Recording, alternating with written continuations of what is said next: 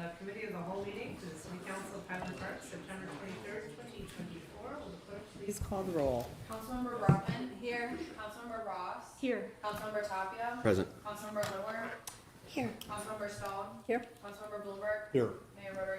Here, we have quorum. May I have a motion to approve the minutes of the rescheduled regular meeting of the Committee of the Whole held September 9th and the minutes of the closed session meeting of the Committee of the Whole held September 9th, 2024. Second. Question, were you Yes. able to capture everybody's, Amendments? yeah, I believe so. It's in the main. It's on the, I thought they were just City Council. It's on the main, it's on the main meeting agenda. So just, Sorry. yeah, so just our minutes? sorry. Okay, so we have a motion, we have a second, all in favor say aye. Aye. Aye, and those minutes are approved. We have one item of scheduled business this evening, and that is a follow-up conversation to our Place of Remembrance Community Feedback and Engagement Consultant recommendation. Rita. Yes, good evening, Mayor, council members. So first I want to introduce our resiliency manager, and certainly the council knows her, but for public information, Madeline Katis, the city's resiliency manager. And our Office of Resiliency is set within the city manager's office, and she reports to one of our assistant city managers, Emily Taub, who oversees the resiliency division as well as other responsibilities with the city. So we, as the Place of Remembrance working group, has been meeting for several months. We have a wealth of information on the city's website in terms of the work that has been undertaken thus far. As a reminder, the working group consists of the mayors presiding over those meetings, Councilmember Tony Bloomberg, my position as city manager. We have the Park District of Highland Park Executive Director. Maddie serves on that working group as well. We have staff support from Emily as well as Amanda Bennett in communications. And then we also have Gabi, who represents the Jocelyn Center, and they've been an important resource partner as part of that endeavor. So several months ago, this working group put together a request for proposal to undertake significant public engagement process and do survey facilitation as we evaluate locations for a permanent place of remembrance. And what the group was interested in is making sure that we are hearing from victims, victims that includes the next of kin, those present and injured, those present and not injured, as well as the community at large. And because this shooting that we endured 2 years ago certainly extends beyond Highland Park, it was important for us to just make sure that we are hearing from all voices as part of this endeavor. So we put together a request for proposal. We sent it out nationwide. We received 22 proposals from that RFP. And then the group narrowed it down to a number of firms to interview. And then we are recommending that we proceed with consultation services from a firm called Do Tank based in Chicago. And so I'm pleased to introduce Emily Blazer, who is with us this evening, that is going to walk the City Council through an overview of the firm, their approach to this important project. And then before I turn it over to Emily, I just kind of want to talk about next steps. So again, as indicated, we have a wealth of information on the city's website, information about the purpose and objectives of this working group. This working group is providing information to the City Council, who will ultimately make that policy decision in terms of the place of remembrance.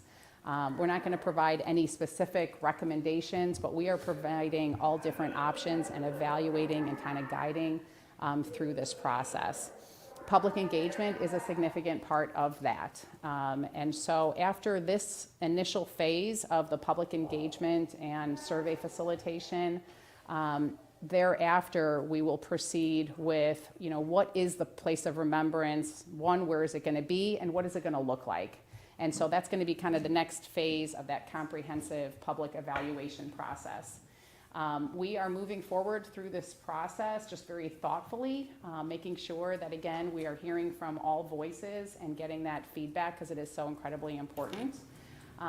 Also just want to make sure that the public is aware that we do have a wealth of resources available to people as they navigate forward. And so please individuals can contact our resiliency team if they need any assistance. And then we are still in regular communication with resource agencies that can provide crisis counseling or any type of services to victims as part of this tragedy that we all endured.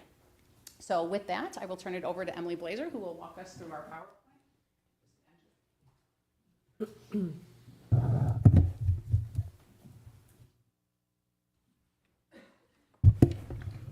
Thank you.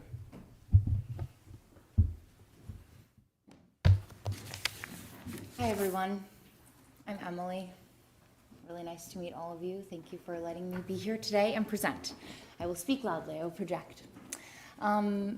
So before I get started with this presentation, I just want to remind all of you that this is a conversation, and I encourage your thoughts. If you're having something come up, a feeling that says, why are you talking about this, Emily, you can let me know, and I'll pause and I'll talk to you about it. So that is at its core what human-centered design is. It is centering the human experience, and that is in, most efficiently in conversation, and that's what I'm going to be doing. So I'm going to go through my agenda first. I'm going to talk about what the do tank methodology is. I will go quickly through this so we can focus on why we are a great fit for doing this trauma-informed work, but I will give you that understanding of what our do tank methodology is. Then I'm going to talk about our delivery team, the people that are going to be speaking, the people who are going to be leading the focus groups. Then I'm going to be talking about what is human-centered design. It's important to know what that is because we really are doing it all the time, and those buzzwords, we can come up with a lot of different definitions, and it's helpful if you understand what that means. Then I'm going to talk about the human-centered design competency application for the place of remembrance. So I'm going to go through specific things that we do on our team that we think apply to what we're going to be doing for the focus groups, the survey, the one-to-ones, the facilitation for figuring out the location of the place of remembrance, okay? Then I'll talk about our approach to that work. So I'll talk about the survey, I'll talk about the one-to-ones and the facilitation, then the next steps, and then Q&A. Now, Q&A is at the bottom, but like I said, if you're feeling something inside of you that's like, this isn't sitting well with me, I don't get it, and this is gonna prevent me from listening to the rest, please let me know, and then I'll pause and I'll talk about it, okay? All right, so this quote we talk about a lot. I'm on the Do Tank Health team. Okay, so we believe that if any field should be human-centered, it is healthcare. So I'm going to pause right now, right? Because what we're talking about here today is not a healthcare matter. It is about, where should the place of remembrance be? Now, the crossover there is this is about taking care of people, and healthcare is at its core about taking care of people. And what we would be doing in this process on a micro level and on a macro level is trying to take care of people, and that would be at the core of our work. So we often find ourselves talking about that we're interested in helping teams who are, interested in quality, equity, and innovation. We want to help them design a safer and healthier future. And we do that by lots of conversations. So this is what it means to us, designing solutions from a foundation of empathy and understanding. So me taking the time to understand how you're feeling, and then making sure that I also understand what you want to do. That is what human-centered design means. Another example that I like to use is if you've ever sat at a new restaurant, it opens its doors, you have a seat at the bar, you order a cocktail, and then about 20 minutes in, you're like, I can't sit in this bar stool anymore. It's so uncomfortable. That bar stool was not human-centered designed. Nobody sat in that bar stool before it got put into the restaurant. So that's like just an understanding of what, an example, a real-life example that all of you might have had before is. Can I ask a question? So, Sure. I'm only asking because I just have a question because I think that's a really wonderful way to put it. Thank you. But my question is there Yes. anybody on your team who's been through a trauma or Yes. dealt with a Yes. trauma like this? okay, mass violence in a community. Shooting in a community? Been through it personally? No. Okay. No, worked with a group with a city, a town, a governmental body, families that have done this, because to me, one is much more passive and one is much more aggressive. So if I want my stool to fit right, I want to make sure that, you know, it takes that into account. So I'm just asking Yeah. if there's anybody on your team or in your organization. Yes. No, no one on our team has worked with a community who has dealt with a mass violence. Okay. Yeah. No, that's okay, and it's a great thing to bring up. No, I encourage these Love your conversations. example of the stool. Yeah, I yeah, think it's great. But yeah. one thing, so keep in mind, so there are very few firms across the United States actually that have that experience, even though we certainly know that these mass shootings are happening more often than they should.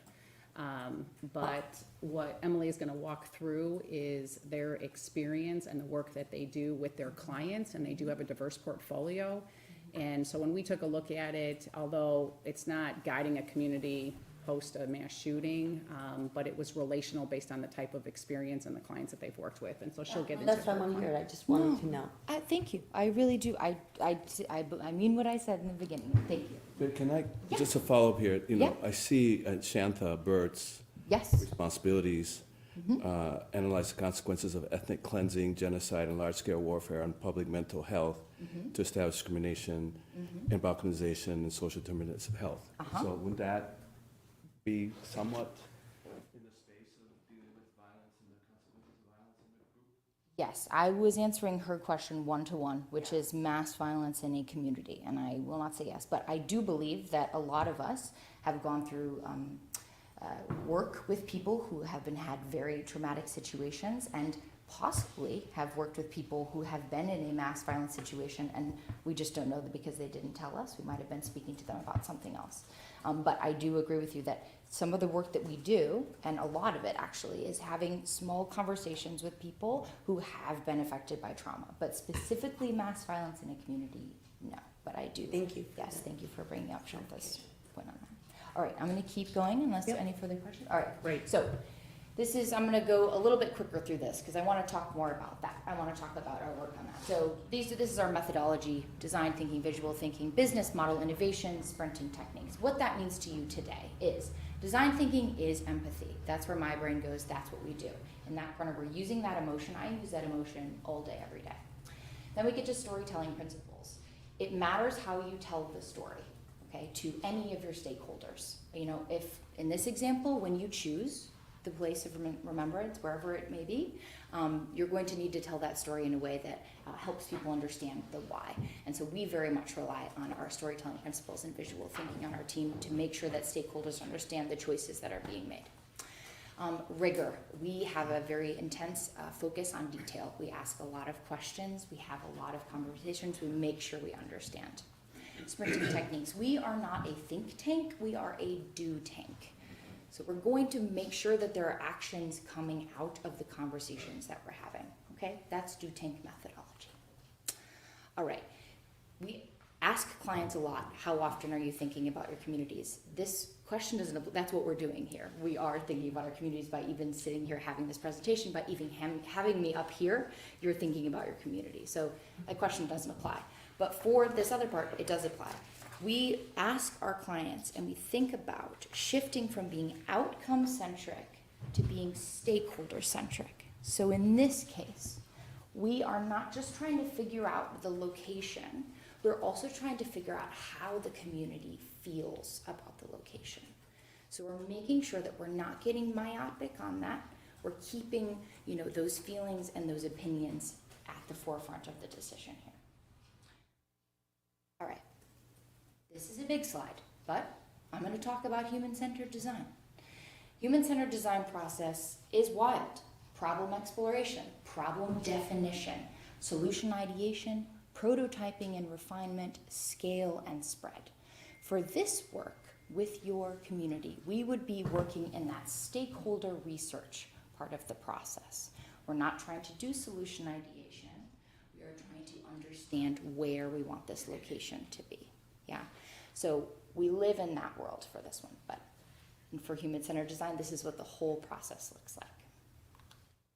It feels like this often, which you might have already had this feeling before with the process of, you know, where to decide, where is the place of remembrance going to be? It might feel like an up and down. It might feel really wild on the inside, understanding where and asking a lot of questions and different opinions. And if I know anything about grief, which I do, it's not linear. And there are a lot of nuanced feelings around these conversations. And on any different day, people who have one opinion can feel differently. It's just part of the grieving process, especially for a community. So this is why I like to bring this slide up, because it can feel like up and down, it can feel like that. But once you start looking at the data and the information that you're pulling out of this phase, and you start getting to the concept validation, okay, this is where we're gonna have it, this is why, this is the data that backs up why we made this choice, then it starts to really ease out and feel like that. This is your delivery team. We have on here, I'm going to start with Adam, who's not here with us today because he is in rural Missouri doing a birth equity town hall, talking with communities, trying to have better maternal health outcomes. I'll talk more about that project in a minute, but that's where he is. But he spent a bunch of time in Africa as an HIV and AIDS, I don't know, he was on a team with the Peace Corps and he was sharing with people their diagnosis. And then he was working on the strategy and next steps for that diagnosis, which is, he did that for a very, very long time. And I'm highlighting that because it shows now, even 10 years later, after 10 years with the Illinois Hospital Association and 2 or 3 years with us at the DuTank team, the way that he speaks with people and how he thinks about things is that you don't know what other people are going through in their world on that day. And he very much brought that work to where we are today and those experiences. Then we have Alex Spiroff. Alex Spiroff is a human-centered designer with a focus on research. She works through things with a fine-tooth comb, and she wanted me to mention to you today that her most informative project was working with people living with cancer, doing focus grouping, helping better the processes that they were experiencing on a week or daily or monthly basis within hospital systems. And she talked about how that experience really helped shape how she does focus grouping and survey looking, developing today. Then you have Bruno Suarez Bengo. He was raised in Ecuador. He went to he's our Spanish speaker. He is our translator. He helps us make sure our materials are good to go from a Spanish perspective. And he went to the School of the Art Institute and has a very culturally diverse background. He brings a lot of cool things to the table. Another cool fact about DuTank, we have 17 members. We represent 11 different cultures. So every time we have a meeting, we are, learning new things about different cultures, and we are constantly pushed for expanding our way of thinking. Yes, so the three of us on the slide, me, I guess I haven't talked about myself, excuse me. I'm Emily. I was raised in Evanston. I have a very varied background. I have had an interest in trauma since I unfortunately had several personal traumas that made me more interested in trauma-informed care. I won't go into detail about those. If you want to ask me privately about them, I'm happy to talk about them. But it definitely impacted why I chose to be a human-centered designer and continue on this path. Because in my experience after those traumas, the way that people were talking to me really mattered. And I became more curious about it. So I also performed in Highland Park for a while. I love Highland Park. I feel like I should say this. I was in Billy Corgan's musical at the Music Theater Company with Jessica Reddish. It was 20 minutes long and he didn't come. If you know him, please tell him, why didn't you come? I worked really hard on that musical. But I do love Highland Park. I was also a postpartum doula here and a nanny. So this community, the first slide is Rosewood Beach, which I spent a lot of time with. So personally, I felt very drawn to, writing, being a part of the proposal for this because this community has been very good to me over the years, and I care a lot about making sure that this place of remembrance is in a location that, the community. So that's the delivery team. Who is not on the slide is Shantha Burt, who you mentioned, sir, and she will be a part of our more research process on the back end when we are processing our data, as her focus is in more of data. Any questions? I've been talking for a little while. No? Good. All right. Okay. So I'm going to pull up my extra notes for this one. These are the human-centered design core competencies, okay, that we are bringing to the table. So what you see on the screen are the core competencies, and then the group that we've been, or the organization that we've been working with to do these, using these modalities. I want to acknowledge here, and you see that certification on the side. Alex, Adam, and I, I've a lot of curiosity and drive and around trauma-informed care, and so all of us a couple weeks ago began a trauma-informed care practitioner certification just to increase our knowledge of what we already know and look at more of the in-depth crossover between those things. But these are the core competencies. I'm going to talk about them in detail. Community town halls with the Missouri Hospital Association, virtual focus grouping, Spanish-speaking focus groups, trauma-informed focus grouping, and international assessment and analytics. Okay. Awesome. So the community town halls. Adam would be here today if he were not at these community town halls at the Missouri Health Association. So he has been doing town halls for the past year throughout rural Missouri with lots of different stakeholders, school administrators, departments of public health officials, hospital leaders, doulas, parents, mothers. And this project, they wanted to identify the barriers to access maternal care in rural areas and understand the factors contributing to inequitable birth outcomes. I'm going too fast.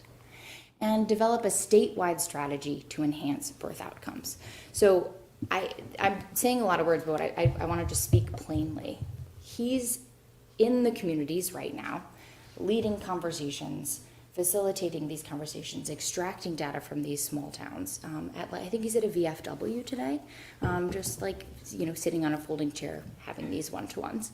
And this is where he's been quite a lot. And then he makes sure that everything that we are deciding to do from this point, we have a lot of transparency. We are not, he makes sure that there's, making sure all those stakeholders that we talked about are involved in the design of that strategic plan, the analysis of the data that we acquire, and the decision-making processes. This is a little bit of what it looks like. There he is.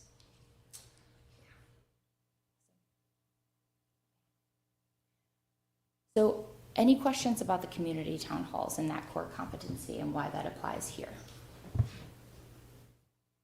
No? Okay. Virtual focus grouping.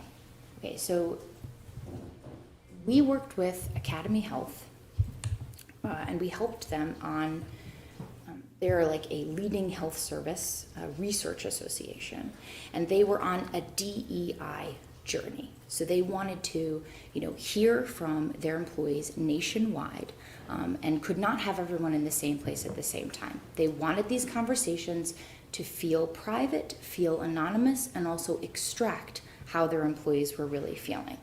So we constructed, an online presence using a whiteboard tool and facilitated 60-minute conversations asking pretty raw questions around employees' feelings in the DEI space at their organization.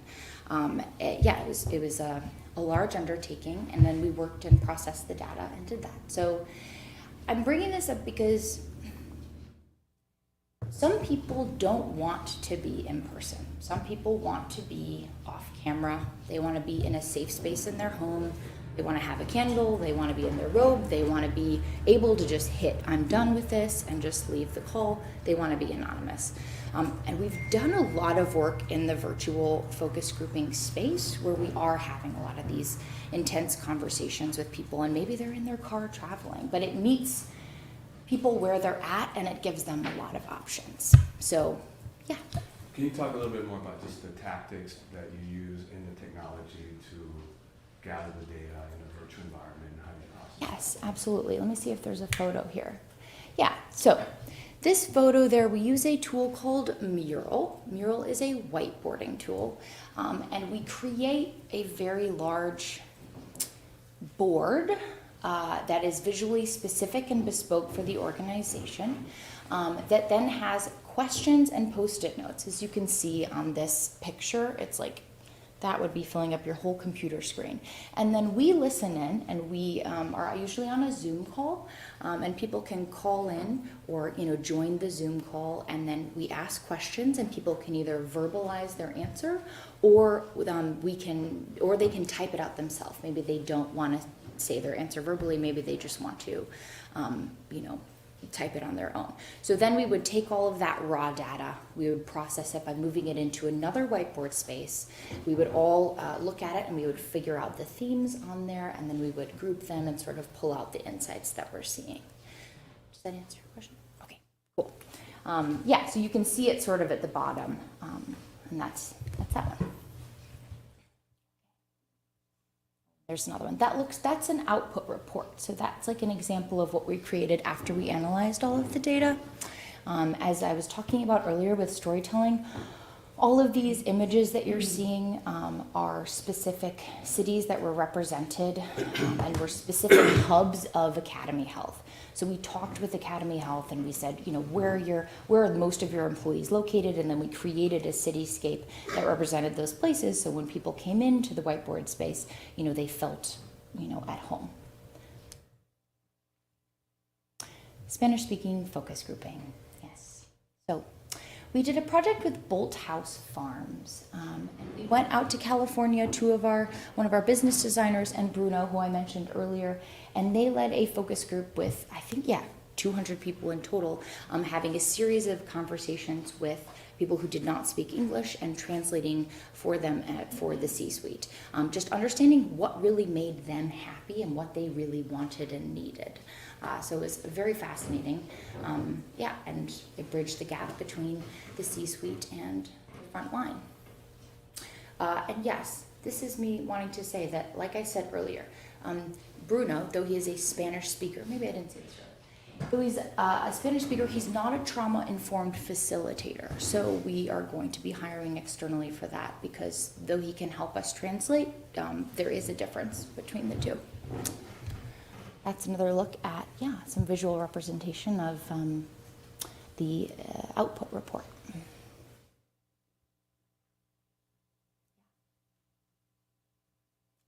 So this is what I'm working on right now.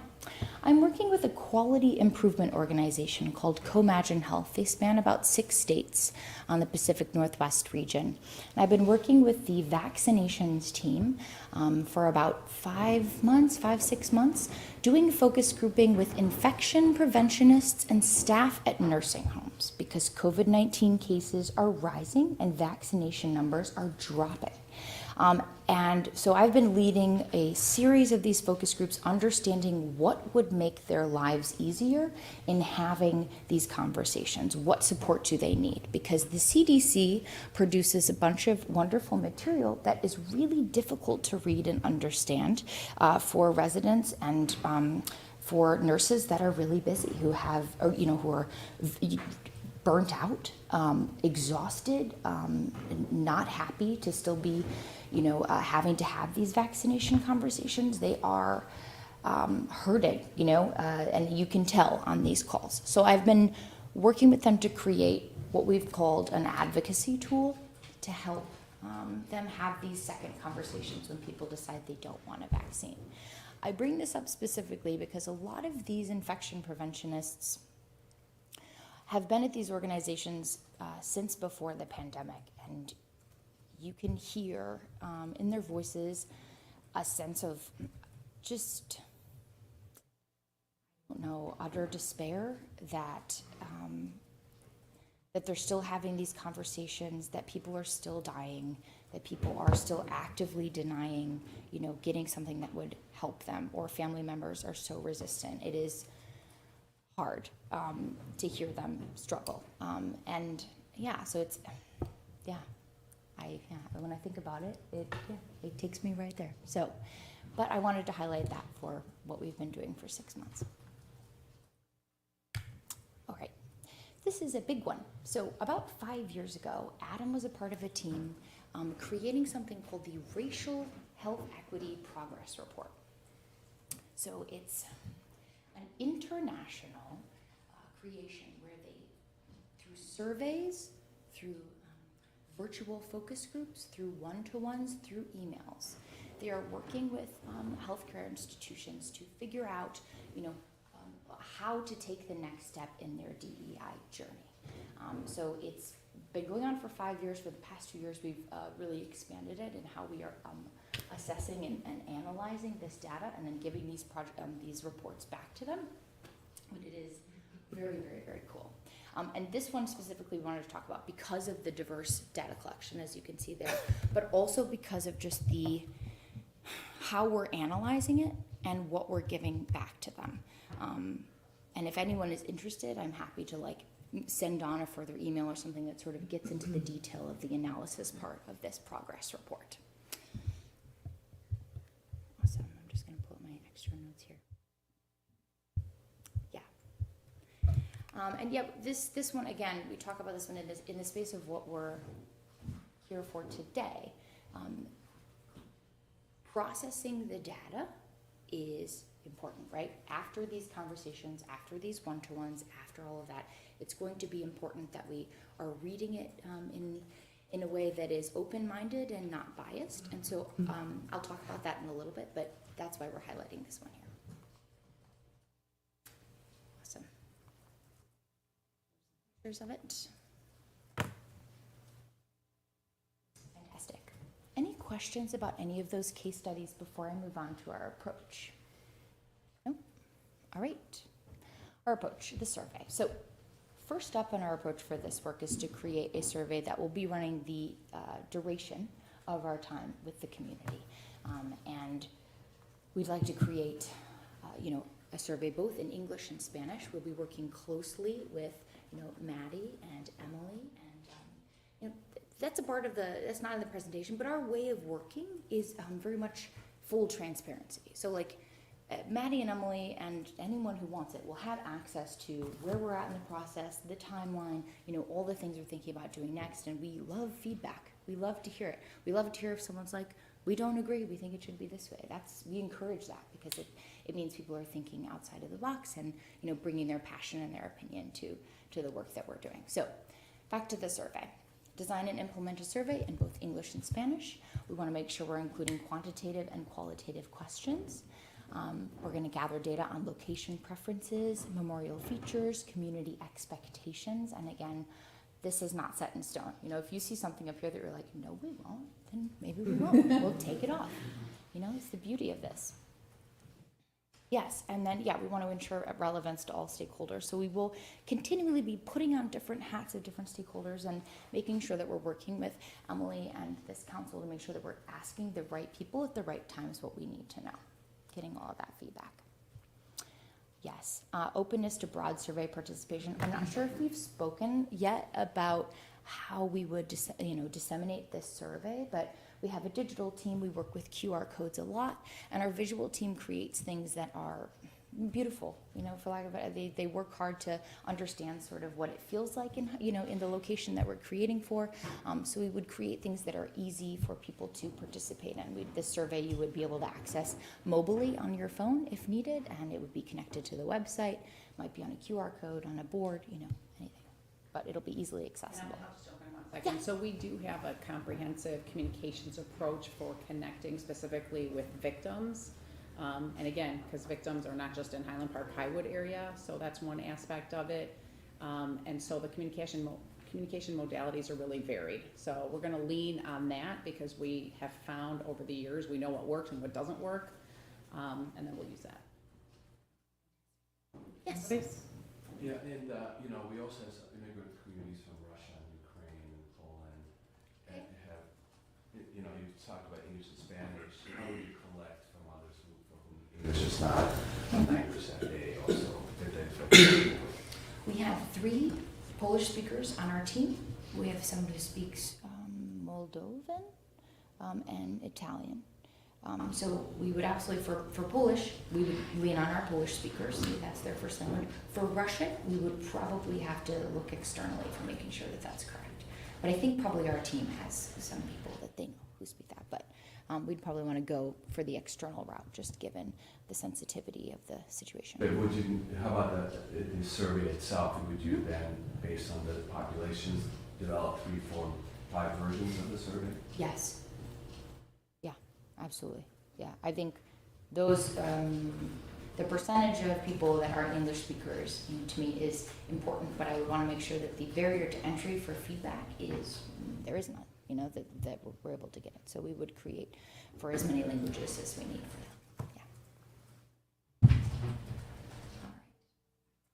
Okay, focus groups and one-to-one interviews.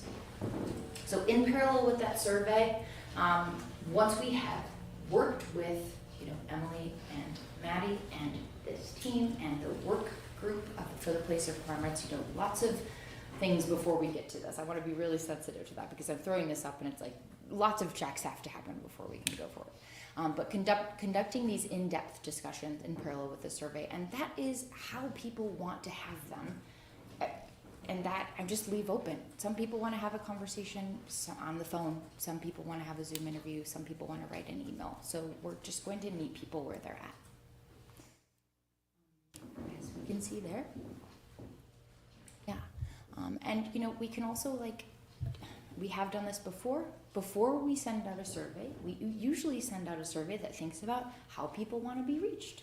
How do you want to receive, how do you want to receive contact about this? If that hasn't been done yet, that is something that I would suggest. If this was a working situation right now and we're all just making decisions, I'd be like, well, let's figure out how the community wants to be reached or how this specific group wants to be reached. So we would figure that out. If we have a core focus group, I always like to work with the core focus group and ask them what their comfort levels are and what their preferences are, and I make sure to save them so that it's not an ongoing, asking the same question every time we need something from them. It's just all stored in a profile format. Yes, I think I've already mentioned that. We're going to keep working and keeping lines of communication open with the working group, with the council, with Emily and Maddie. Yes, so human-centered design, as you've heard before, is really about centering the human experience, which is really, really, really important when we are doing this survey for this specific situation. That is so important. If I'm having a conversation and someone doesn't seem like they're doing all right, I'm going to ask them, would you like to keep talking? Is now still a good time? And if not, we're done, right? I'll find another time to talk to you. Listening and having that sense of how people are doing on the other side of things is at the forefront of how we do our work with anyone.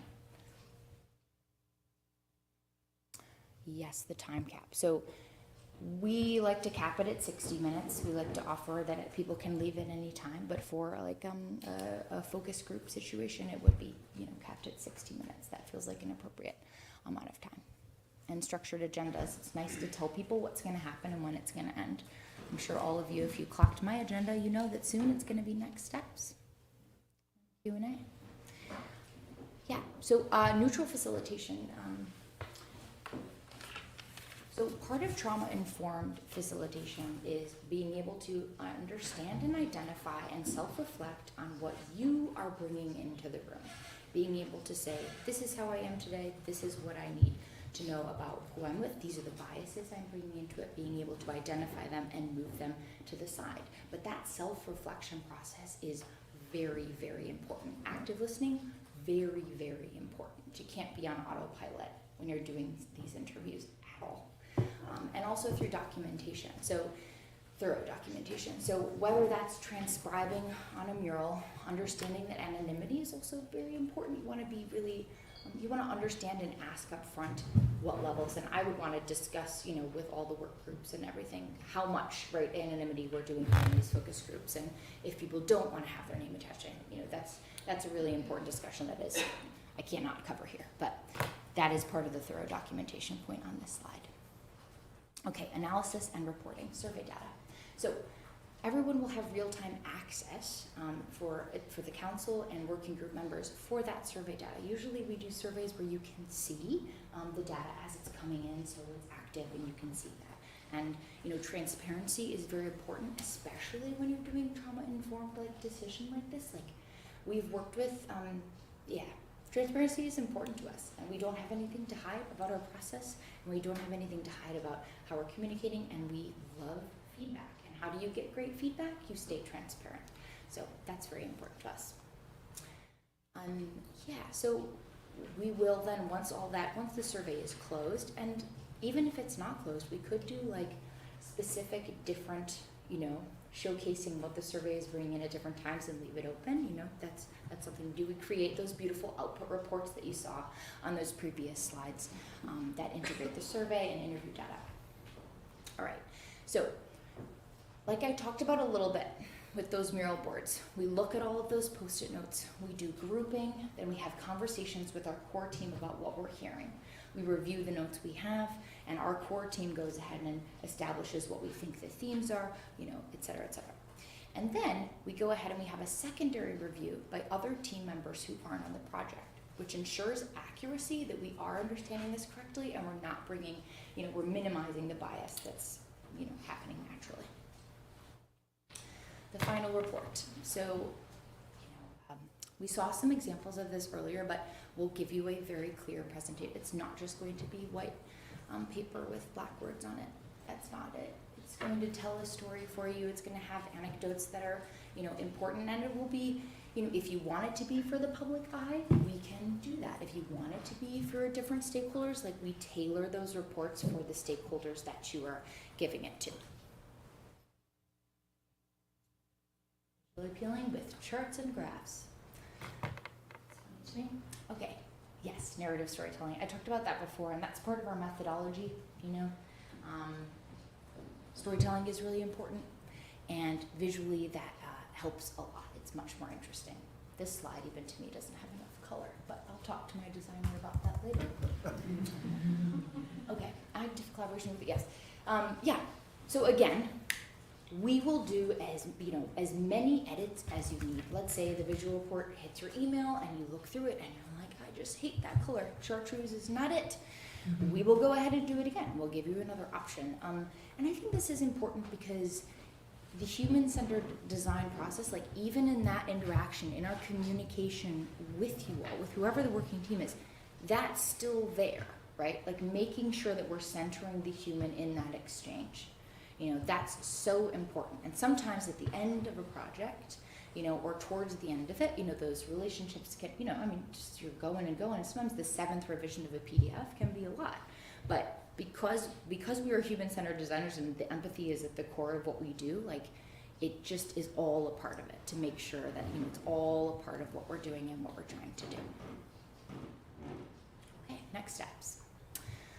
So, once this meeting commences, I'll continue working with Maddie and Emily, and we will lean into the specifics of our delivery. So we presented the approach today. We talked a lot about it, but there are still many, many conversations that have to happen about the details. And that'll happen through, through our conversations. We'll craft an operational timeline with that working group and with their input on the things and the approach that we talked about. And then we'll make what's a delivery schedule that'll be available for this council as well. So we can give updates, we can talk about it, but we like to be pretty specific about what that is. And given the timeline of what we're trying to do, that would be generated quite quickly. And yeah, we like to do weekly check-ins with our clients, and Maddie and Emily have already graciously agreed to meet with us weekly. So there will be weekly meetings with them where sometimes we give weekly updates to the organization. And if this council requested, we'd be happy, or the working group, we'd be happy to give weekly updates of our progress. All right, it's time for Q&A now. Yes. Thank you, Mayor. Could you remind me, I saw on the slide that some of this is, this is facilitated by trauma-informed facilitators. And can you remind me where your trauma-informed facilitators are getting experience? Is it through that certificate that you're earning, or what? Yeah, so where is it coming from? Yeah, so I did mention that yes, we, in our curiosity and our desire to have even more information around trauma-informed facilitation, we have begun a journey a couple weeks ago delving into that, and we'll be fully certified in the trauma-informed care process by the time we start these one-to-ones and these focus groups. So that is happening. As far as our trauma-informed facilitation goes, that touches upon my understanding and my interpretation of trauma, which is when we have these one-to-ones, especially in these situations, that I've highlighted, whether or not it's in an employee who is for the first time being acknowledged that they are a diverse person in their company and maybe has suffered racial slurs or experiences that were awful. In those conversations, there is a sensitivity and a level of care and presence that has to happen. And so those kinds of conversations we have very often with our clients and with the people that we're working with. So for me, the vaccination project that I talked about, where I'm talking with nurses and infection preventionists and staff at nursing homes, those conversations are as quiet and slow and careful as conversations that I've had with people who are suffering from the loss of suicide or other major traumas that have happened. I have a follow-up Sure. to that, and Thanks. as the mayor and city manager know, I have to leave as close to 6:30 as possible because Right. it's my twin's birthday. Happy birthday. Thank you. Yeah. You've worked with hospitals, that's on your resume, and a number of hospitals, certainly on the North Shore, have offered in the past, trauma therapy. There are people who are really, really skilled in trauma. Yeah. And I wondered, would it make sense to avail yourselves of that expertise? You aren't offering therapy, you're offering guidance, Trauma-informed facilitation. Yes. facilitation, but just sharing that I happen to know hospitals, Okay. and Yes. that, I think Evanston, I think Highland Park, I think other hospitals offer that expertise. Yes. And since you work with hospitals, Yes. that Yes. it could be something useful. Yes. Yeah. I want to make sure I'm understanding you correctly. It sounds like. Well, there Okay. are maybe all hospitals, I don't know, but there are Yes. a number of hospitals that are where there are people who are Uh-huh. many years of training Yes. around trauma of all kinds, Yes. and they're therapists. Yes. But there's just deep expertise Mhm. through the hospital systems. Yes. I still want to make sure I'm understanding you Yeah. correctly. So it sounds like you have connections with Not really, no, Okay. just knowledge of. Okay. So you have knowledge of Yeah, therapists at hospitals on the North Shore yeah, who have deep and wide knowledge Yeah. with interacting with people who are experiencing or have experienced trauma all sorts of and trauma. different kinds Yeah. of trauma. Mhm. Yes. My question is, are you suggesting that we connect with them and understand a little bit about their process? Possibly, yeah. Wonderful. Yes, Yeah. absolutely. It's just a thought. Yeah, no, that's fantastic. Yes, having those conversations and understanding that way, which is what led us down to this deeper dive of trauma-informed care, and then separately Yeah. trauma-informed facilitation. Thank So you. yes, absolutely. Thank you. I'll make sure to get your information. I from Gita. honestly don't know specifically. Okay. Oh, got it. I- Okay. Just sort of yeah. spitballing concepts that you Yeah. feel like. Thank you. Oh my gosh. Awesome. Yes. Thank you for that. Hanging out with Ralph. Tony?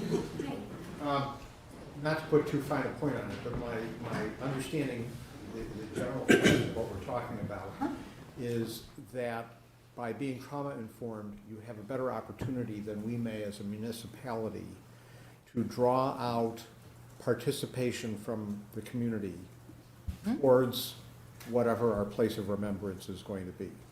Yes. In that process, you may direct somebody to get therapy if they're looking for that. But the importance, as I understand it, and certainly to me, of your being trauma-informed Yep. is that it will improve, hopefully, your ability to generate interaction, both with people who are eager to participate on an open and public level, and people who want to participate but aren't sure how and are uncomfortable, for instance, being in a focus group, or uncomfortable in a telephone conversation, who may want to Yes. meet with you quietly someplace. And that, to me, is sort of the importance of being trauma-informed. Yes. And you're explaining that your trauma-informed experience isn't necessarily from a violent trauma, but that trauma comes from many different sources. Correct. Our work experiences, yes. I would say our personal ones, some of us have had know people with violent experiences, but our work ones that I've talked about today, yes. you So are one of the correct. reasons that since I'm part of this working group, Oh, wonderful. one of the things that is important to me about hiring an organization like yours from the outside is, as a municipality, we often try to get public input. What do you want in terms of this kind of facility or this kind of program? And we come up with a lot of great ideas in terms of questions and how we're going to go about contacting the community, but we're not really in that business of generating contact. We're in the business of giving notice that we're going to talk about something, but getting people to come to a meeting, getting people to come to a discussion group, we're not so good at. The numbers of people who answer online surveys isn't necessarily very high, and that's not unique to Highland Park. That's typical of most governmental entities. So that's what we're looking to you for, is to improve the breadth of participation. Yes, thank you. And I think you've talked to a lot of the opportunities that you bring to generate that. There's one thing that I didn't talk about in this presentation that I think I can elaborate on that speaks more to a benefit of having these brains on this project, which is that we are highly creative. And have a lot of out-of-the-box thinking, and I think some of our, like my personal community ties and how, what you're talking about, which is having active participation, that does involve some feet on the ground. That does involve some exploring, some understanding, what's going on in the city, where people are, where are they, it involves a lot of talking to people, a lot of like going out and doing that, and that creativity that's needed for that sort of work is, we have a lot of it. We have a lot of that. And there's a lot of passion around achieving that. And I will say that some feedback that also speaks to getting people to participate. The vaccinations project that I talked about, when I worked with the working team, they said, none of the, I used to take that metro every day. The working team, the organization team that we were working at, they were like, no nurses are going to come. No one's going to come to the focus group. You can do as many as you want. We never get any engagement with them, whatever. So we crafted, we took about an hour and a half to craft a very brief but specific email that did outreach for this focus group. And we got like 40, people coming from those 6 states to this focus group. And the team we were working with was like, what did you, how did this happen? You know what I mean? Like, why? And I think I can just speak to the fact that hour and a half long conversation, deciding on that short, brief email, continuously had, okay, who are we speaking to right now? People that don't have a lot of time, people that need multiple time, they have a lunch break, they're on a different time zone. There was just so many, questions that went into this 8-line email that then generated that. And I think that time that we took in thinking and having empathy for the stakeholders that we were trying to engage, it worked. And that focus group continued to come back because of our engagement with them and how we continue to engage with them. So that is, we do enjoy thinking about and engaging in lots of different techniques to engage communities and engage stakeholders that we want to hear from, that sometimes it's harder to hear from them. Great, thank you. Thank you for the answer. Sort of a related question. Yeah. To what you just said.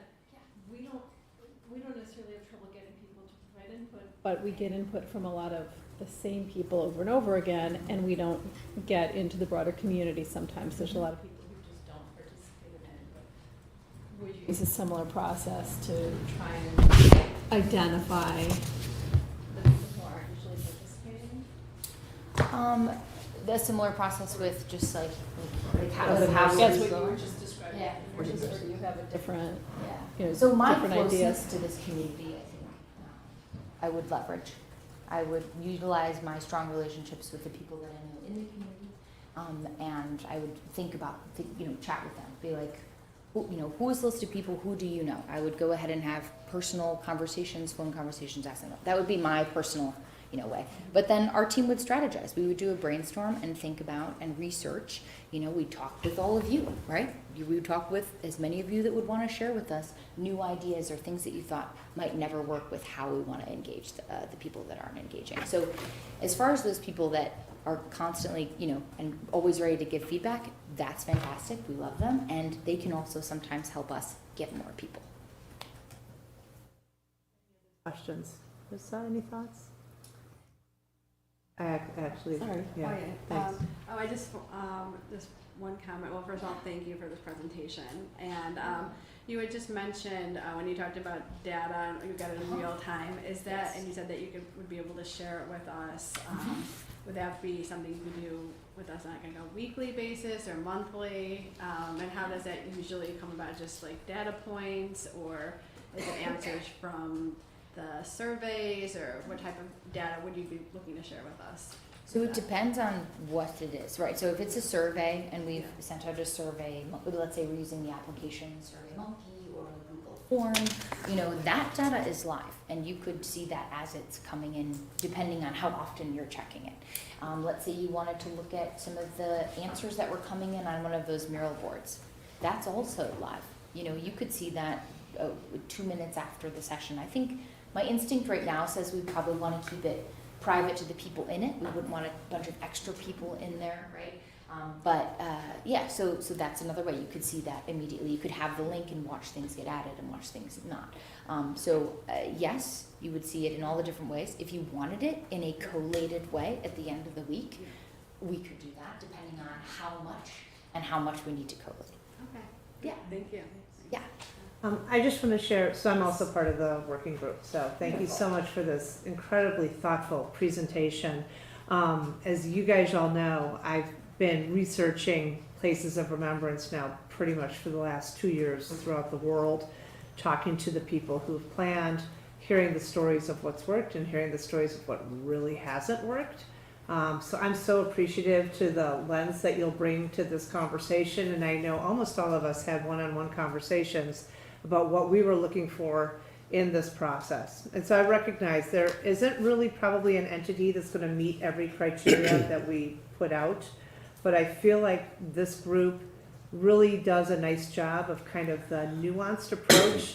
To your point, we're a municipality, we can ask you what you think of composting or how your sewers are working, but we're not so great at coming around to the nuances and the variability in terms of cultures and individuals within the community. So I'm super excited about what I know you guys are going to bring to this process and sort of hearing from our community. And I know, Andres, when you and I met, you talked about it being kind of a braid and sort of hearing what comes in, but not as necessarily having it be just one approach, but then sort of feeding back and letting people kind of reflect in on what others are sharing and so forth. And I kind of get the sense that DuTank will bring that approach to this data gathering process. The design piece itself is totally separate. This is gathering elements, gathering location suggestions, gathering sort of the raw input. But then my understanding, and I believe this is the case from everybody who's on this working group, there will be another RFP that goes out for design.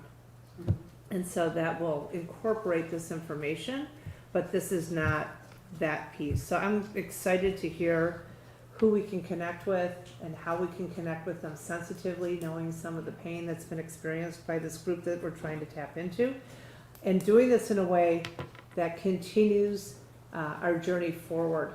Again, having talked to a lot of communities that have gone through this, they have said to me, this is the worst experience you're ever going to have. Beyond the event, like just the planning of the place of remembrance, really fracturing and splintering people within communities.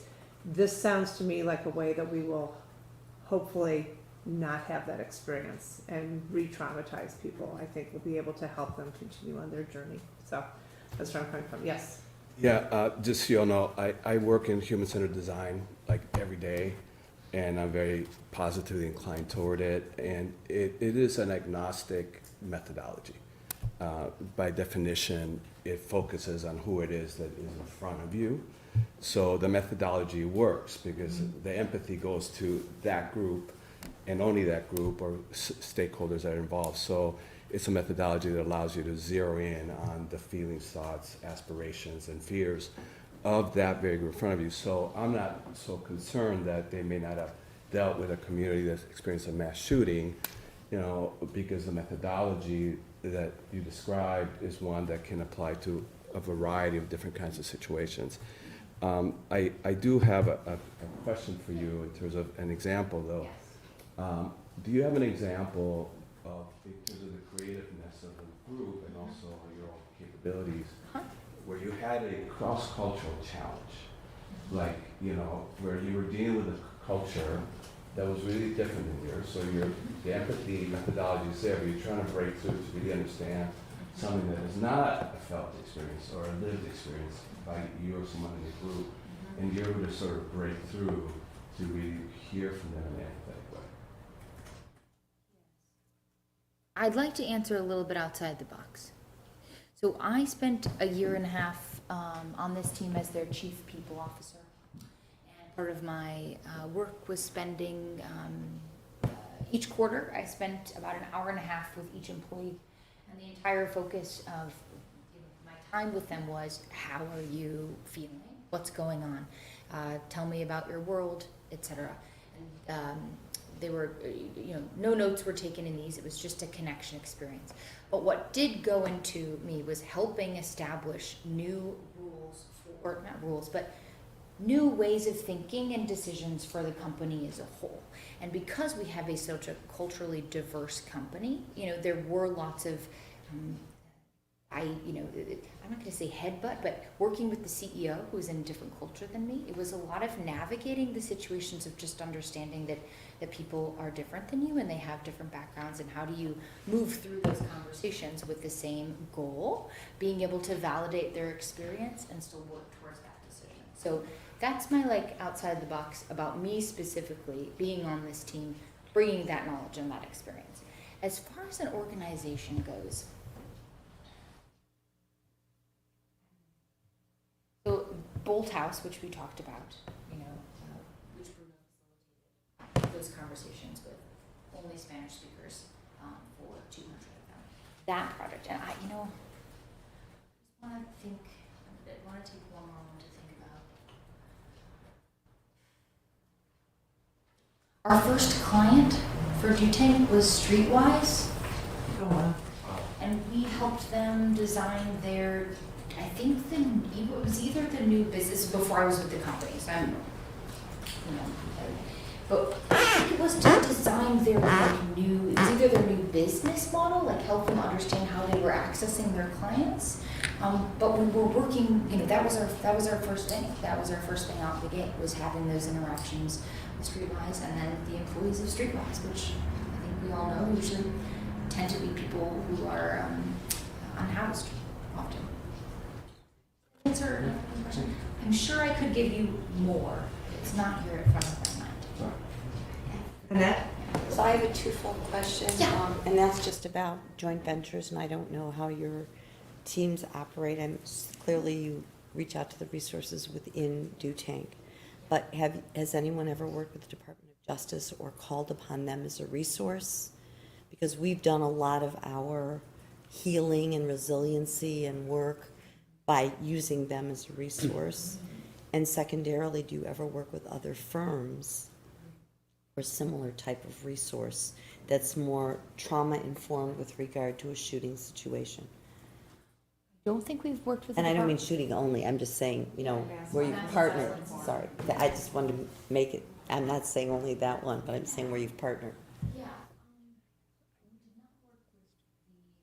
We have not worked with the Department of Justice. I'm not sure that they work with people, groups like I'm this. just wondering, Okay. even to use them Based as on a our resource, the involvement. way Yeah. you all did, So I guess I'll just give you a comfort level. We are in regular communication with the Department of Justice Office of Victims of Crimes, and with the selected firm that's going to do this work, we become one team. So they have their expertise in what they do very well, and it is important, we believe, that be a consultant role versus a staff role or certainly an elected official role. But we are going to be in partnership, working on this process and managing it throughout, and then certainly keeping the mayor and council, all of you, up to date with whatever frequency you want of information. And so if it comes to situations that we're navigating where we do want feedback from this federal agency that is working with every single community in the United States that has gone through shootings, we have them available to us. We also have established relationships with other communities that have endured shootings. And so we're connecting with their staff, the mayor's connecting with their chief elected officials, and so that's a good resource that is available to us forever. That doesn't answer my question about your ability as a team to connect, like with even other companies or consultants that have done this type of work in different situations, even if it's just as a resource. Because I know the work that our staff and the mayor have done, because a lot of the outreach we've done has been to other communities to say, how did you react in this situation? And so I'm wondering if you as our consultant have done that, or if, and I have no problem with it if that's your gig, but I just want to know if, because we have such a specific situation, if you ever partner with others. I've already begun the process of interviewing trauma-informed Spanish therapists. So it is absolutely, we have consultants that work with us that have different focuses in different areas, and if it, if a project necessitates hiring externally for that, absolutely, we are not above or beyond that at all. Like, Great. yeah, we love to work with other people. I got you. Thank you. Thank you, Mayor. It was important to me to be here for this meeting, even though I can't be here the whole night. It is piggybacking on your question because, and once you asked it, I thought I should mention mine, and you've kind of already answered it, but having, been marching in the parade, as I've shared before with the League of Women Voters, and availed myself of the services that were offered at Highland Park High School, and they were excellent, by the way. Well done, community effort there. But the FBI Special Victims Unit was really kind of stood out in terms of what they were able to offer. And when I complimented the agents, because it was quite a surprise to me, they said, we deal with this all the time, unfortunately. And just another resource there. And thank you for letting me mention that, and I do apologize that I have to. You needed. Thank you. Okay, well, thank you very much, and looking forward to being in touch. Happy to and meet I don't all of know, you. Thank you. Maddie or Emily, if you wanted to add anything, or if you're just.